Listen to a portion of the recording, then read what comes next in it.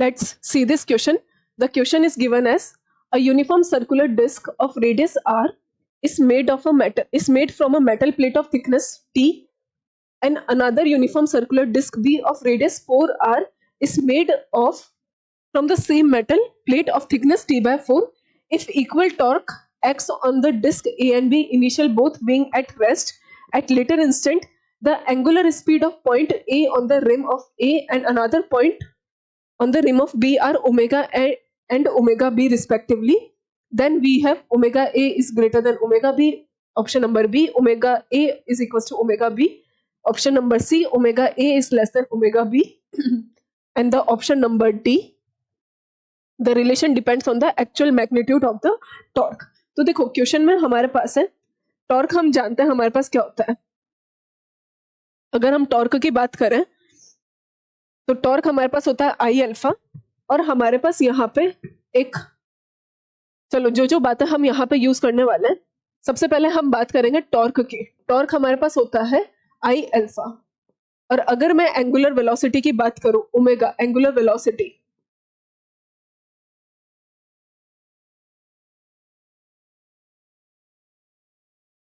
Angular velocity omega is equals to, omega किसके बराबर होता है हमारे पास, अल्फा इनटू टाइम. हम ऐसे ही बोलते हैं alpha is d omega by d T.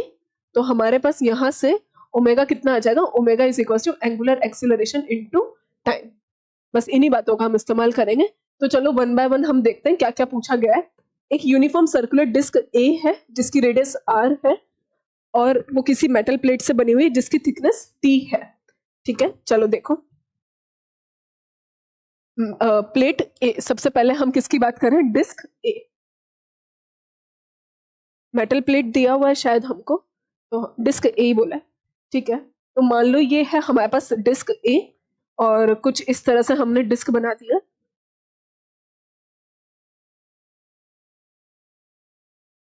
और इसकी थिकनेस भी हमने कुछ ना कुछ ले ली है. ये हमने थिकनेस ले लिया. इसकी रेडियस हमें कितनी गिवन है, आर, और इसकी थिकनेस हमको गिवन है टी. तो ये हो गई हमारी डिस्क ए. ठीक है, अगर मैं बात करूं साथ के साथ डिस्क बी की,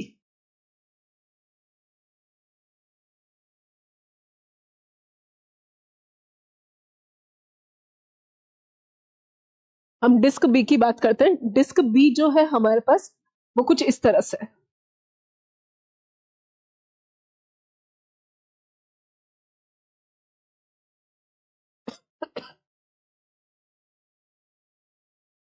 इसकी रेडियस हमको गिवन है 4r, और इसकी जो थिकनेस है वो हमारे पास है t बाय 4. अच्छा, दोनों का मटेरियल सेम है, यानी कि वो सेम मेटल से बनी हुई है. हमें कैसे पता, हमें क्वेश्चन में गिवन है. कहां पर गिवन है हमको, is made from same metal. ठीक है, सेम मेटल से बनी हुई है, यानी कि दोनों की डेंसिटी सेम है. तो हम ऐसा बोलते हैं कि टॉर्क, टॉर्क मेरे पास क्या होता है, सबसे पहली बात तो अगर हमने दोनों पे टॉर्क इक्वल अप्लाई किया, तो अगर मैं टॉर्क की बात करूं तो टॉर्क मेरे पास होता है आई अल्फा. टॉर्क इसका क्या हो जाएगा, moment of inertia of A alpha A. इसके लिए टॉर्क हमारे पास क्या हो जाएगा, moment of inertia of B alpha B. क्योंकि हमारे पास दोनों का टॉर्क बराबर है, तो हम ऐसा बोल सकते हैं. यहां पे हम सारी बातें करते जाते हैं. टॉर्क दोनों का सेम है.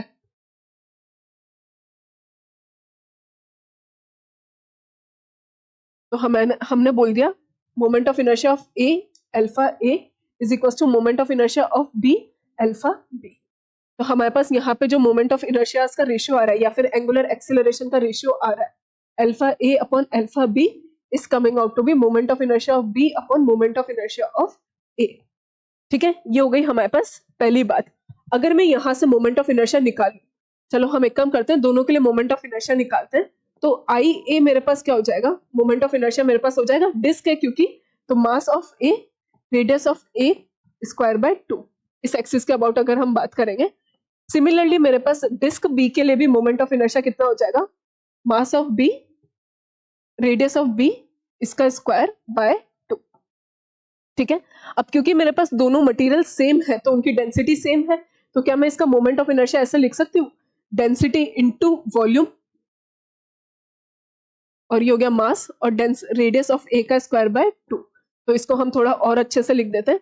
डेंसिटी, इसका वॉल्यूम कितना हो जाएगा, पाई रेडियस ऑफ ए का square pi R square area into thickness into radius of A का स्क्वायर बाय 2। ठीक है, इसी तरह से अगर मैं इसकी बात करूं, अच्छा हम यहाँ पे थोड़ा सा इसको और मॉडिफाई कर देते हैं। ए की रेडियस मुझे कितनी गिवन है, आर, तो मैं ऐसा बोल देती हूँ रो पाई आर स्क्वायर, तो ये कितना हो गया मेरे पास आर की पावर 4 इंटू टी बाय 2। ठीक है, रो pi R square T by 2। अगर हम डिस्क बी की बात करें तो डिस्क बी के लिए मेरे पास अगेन मास कितना है, मेरे पास density into volume into radius of B का स्क्वायर बाय 2।